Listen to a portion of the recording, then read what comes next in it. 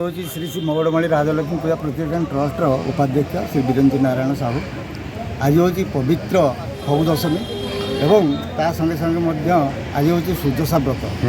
ये दुईटा दिवसर ये पवित्र दिवस आज हूँ एक अपूर्व मिलन। यही परिप्रेक्षी आज आमर जो लक्ष्मी मंदिर तथा दोल गोविंद जो मंदिर प्रतिष्ठा होची ताकू आज तार हूँ गर्भ मुद कर बहुत दिन है मंदिर कार्य निर्माण चली आम आशा करूँ समस्त सहयोग साहाय्य मंदिर अति शीघ्र पूर्णांग हम एवं रत्नमुद दिज्व समस्त आशा करुँ समस्ते माने अकुंठ चित्तर साहाय्य सब प्रकार प्रदान करेंगे और सब समस्त सहयोग कर समस्त कर्मकर्ता ट्रस्ट सभ्य पूजा कमिटी सभ्य संपादक कार्यकारी सभापति एवं समस्त कर्मकर्ता को मु साधुवाद जनाऊँगी एवं मीना बजार समस्त बजार भाई मानू